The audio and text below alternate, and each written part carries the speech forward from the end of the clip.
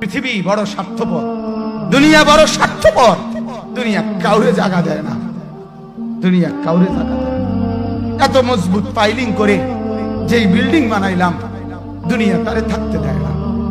যা বেটা যা, যা তুই লাথি দিয়া বাড়ি করে যা, কবরে যা, কবরে যা। দুনিয়া কাউরে থাকতে দেয়। দুনিয়া কত ক্ষমতা ধরকে মাটির নিচে ফেলায় দিছে, দুনিয়া কত সম্পদ আলাকে মাটির নিচে ফেলে দিছে, দুনিয়া কত সুন্দরী নারীকে মাটির নিচে ফেলায় দিছে, মাটির সাথে রেজা রেজা করে ফেলছে। আজ আর চেহারা নাই, আজ আর রূপ নাই, আজ আর যৌবন নাই, আজ আর ক্ষমতা নাই। এমন বাদশা ছিল পৃথিবীতে যার হাতের আঙ্গুলের ইশারায় মানুষের গর্দান উড়াইয়া দিত, যার হাতের ইশারায় উঠত মানুষ, বসত মানুষ।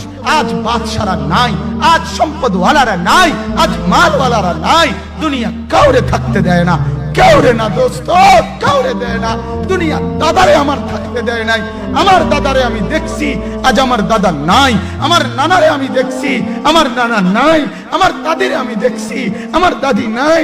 আমার নানিরে আমি দেখছি, আমার নানি নাই। আমার বাবারে আমি দেখছি, 14 লক্ষ টাকা বাবার পেনশনের আমি সব ডাক্তারের পিছনে খরচ করে ফেলছি, বাড়ির ফসলের জমি বিক্রি করে ফেলছি। আমার বাপ যেন না মরে বারবার বারে হসপিটালে নিছি, কিন্তু দুনিয়া আমার বাপকে থাকতে দেয় নাই। আমার বাপ কবরে চলে গেছে। দুনিয়া কাউরে থাকতে দেয় না, কাউরে না, কাউরে না, কাউরে না, কাউরে না।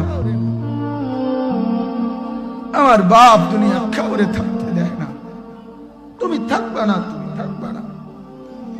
দুনিয়ার ধোকায় পড়ো না বাপ, দুনিয়ার ধোকায় পড়ো না। মাকে বুঝান, আজ মারা বেসামাল হয়ে গেছে, আজ বোনেরা বেসামাল হয়ে গেছে, বেপরদার উৎসব তুলে দিছে। এটা যেন আল্লাহর সাথে যুদ্ধ করছে। আল্লাহ করোনা না, তুমি আরো কিছু দাও, আমরা বেপরদিকে ছাড়বো না। যুবক ছেলেগুলো যেন বলতেছে, আল্লাহ তুমি করোনা দেওয়ার চাই দাও, অশ্লীল ছবি দেখা, ফেসবুকে নর্তকী দেখা, আমরা ছাড়বো না। দেখি তুমি কি করতে পারো, তুমি যা করার করো। দোকানদার ব্যবসায়ীরা হারামের লেনদেন করা বন্ধ করছে না, সুদখোর সুদ ছাড়ছে না, ঘুষখোর ঘুষ ছাড়ছে না, নাফরমান আর জিনাকার ব্যভিচারী এরা কেউ কিছু ছাড়ছে না। বেহায়ার বেপর্দা নারী তার অশ্লীলতার বেহায়াপনা ছাড়ছে না। মুসলমান তার ঘরে টেলিভিশনের নর্তকীর আওয়াজ তো বন্ধ করছে না।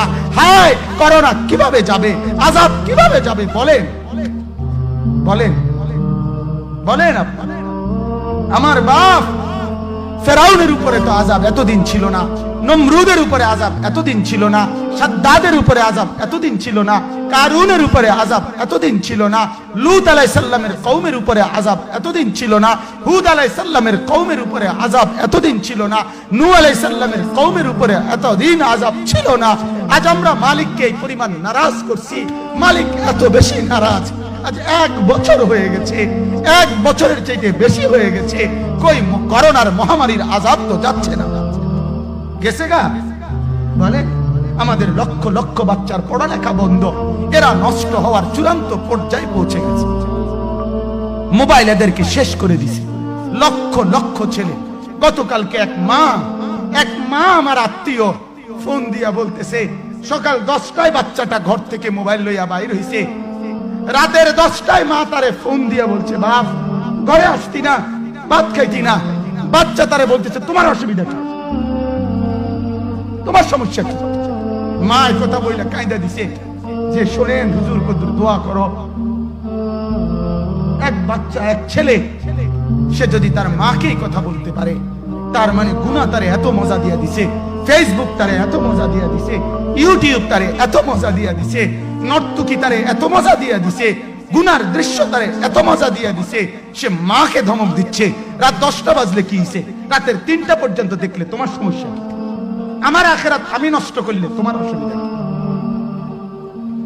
আমার জাহান্নাম আমি ঠিক করে নিলে তোমার সমস্যা কি?